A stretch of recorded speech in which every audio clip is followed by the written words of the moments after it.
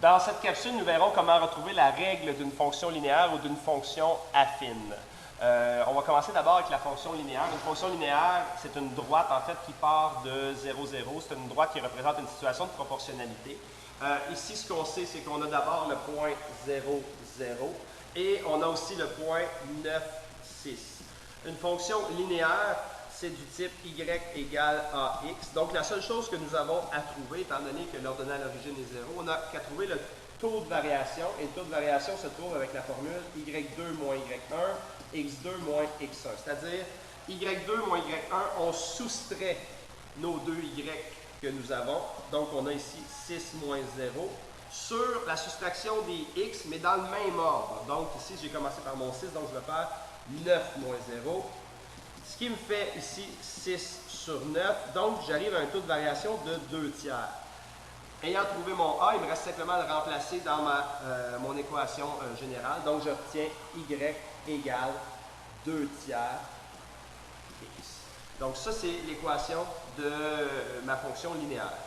De l'autre côté, ma fonction affine. Ma fonction affine, ici, j'ai le point 10, 50, qui est un point que je connais, et j'ai un autre point ici qui se trouve être mon ordonnée à l'origine, qui se trouve être le point 0, 20.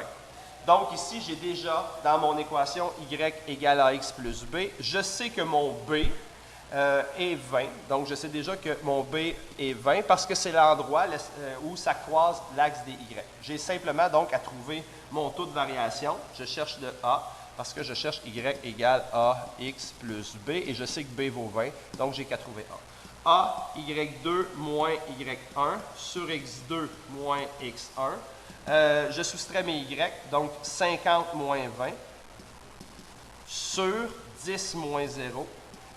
Ce qui me fait 30 sur 10, donc j'ai un A égal à 3.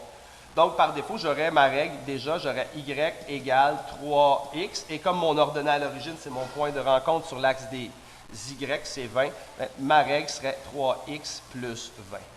Par contre, on va supposer maintenant qu'on n'aurait pas ce point. Donc, en supposant que l'ordonnée à l'origine, on ne la connaît pas. Là, on voit qu'elle est sur le graphique, mais en supposant qu'on ne la connaîtrait pas, comment on ferait pour le retrouver? Donc, à ce moment-là, ça veut dire qu'on aurait y égale 3x plus b, et b serait notre inconnu. Donc, puisqu'on connaît au moins un point, le point 10, 50, bien, 50 serait mon y, égale 3 fois le x qui est associé, qui est 10, plus b. Donc, je peux retrouver mon b de cette façon-là. 50 est donc égal à 30 plus b. En enlevant 30 de chaque côté de l'égalité, j'obtiens b égale 20. Donc, c'est de cette façon-là que je pourrais trouver y égale 3x plus 20 si j'avais deux points sans avoir le graphique qui m'indiquait que mon ordonnée à l'origine était 20.